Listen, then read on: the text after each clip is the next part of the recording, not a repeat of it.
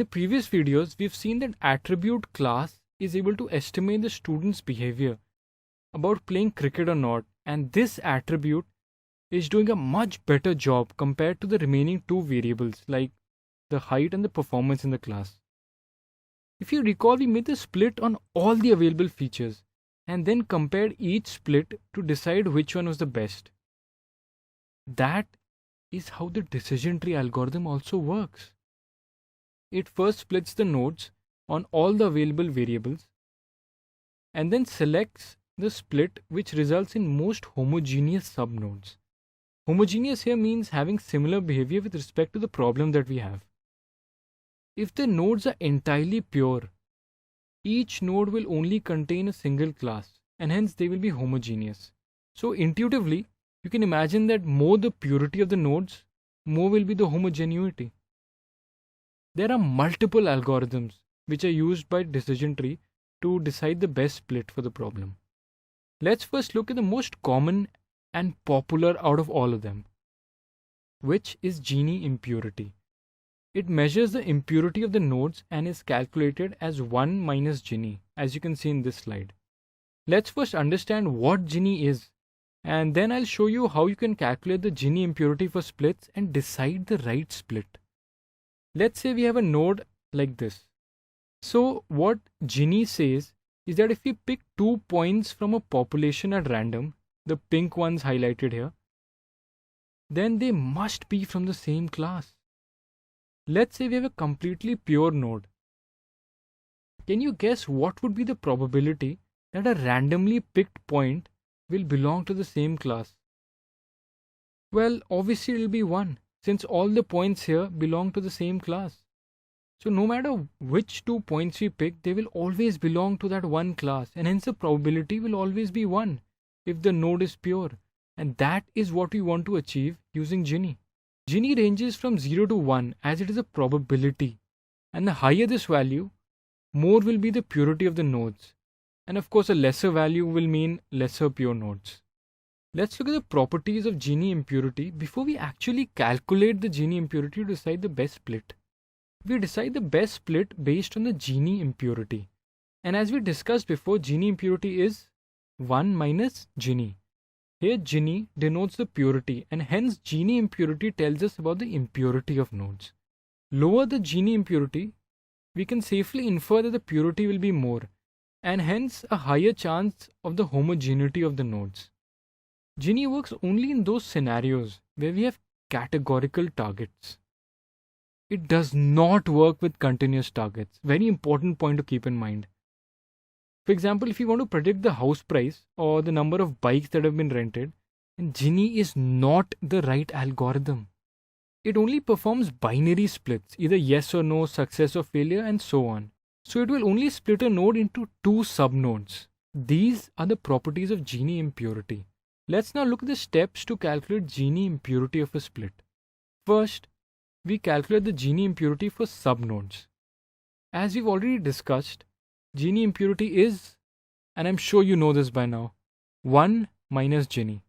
Here Gini is the sum of squares of success probabilities of each class and is given as p1 square plus p2 square and so on till pn square, considering that there are n classes. Once we've calculated the Gini impurity for subnodes, we calculate the Gini impurity of the split using a weighted impurity of both subnodes of that split. Here the weight is decided by the number of observations or samples in both the nodes. Let's look at these calculations using an example which will help you understand this even better. For the split on the performance in the class. Remember, this is how the split was. We have 2 categories. One is above average and the other one was of course below average. When we focus on the above average, we have 14 students, out of which 8 play cricket and 6 do not.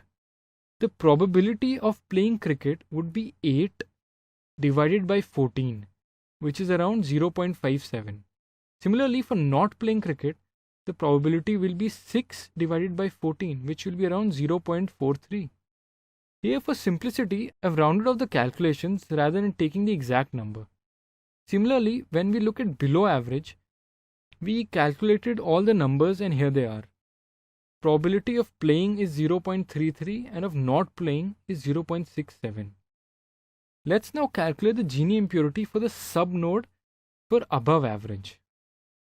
And here's the calculation. It will be 1 minus square of probability of success for each category, which is 0.57 for playing cricket and 0.43 for not playing cricket. So after this calculation, the Gini impurity comes out to be around 0.49 for this above average node. We'll do the same calculation of Gini impurity for below average. It comes out to be around 0.44. If you want, you can pause the video here and just analyze these numbers and plug them in yourself. Now to calculate the Gini impurity of the split, we will take the weighted sum of Gini impurities of both nodes, above average and below average in this case. The weight of a node is the number of samples in that node divided by the total number of samples in the parent node. So for the above average node here, the weight will be 14 by 20, as there are 14 students who performed above average out of the total 20 students that we had. And the weight for below average is 6 divided by 20. So the weighted Gini impurity will be the weight of that node multiplied by the Gini impurity of that node. The weighted Gini impurity for performance in class split comes out to be 0.475 after we perform this calculation. Similarly, here we have calculated the Gini impurity for the split on class, which comes out to be around 0.32. I strongly recommend you to do these calculations on your own and then come back and match your values with the ones that we have shown in this slide. Now, if we compare the two Gini impurities for each split, we'll see that the Gini impurity for the split on class is less. And hence, class will be the first split of this decision tree.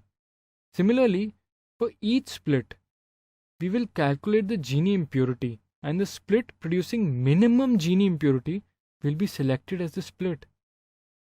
And you know that minimum value of Gini impurity means that the node will be more pure or more homogeneous. We already discussed this.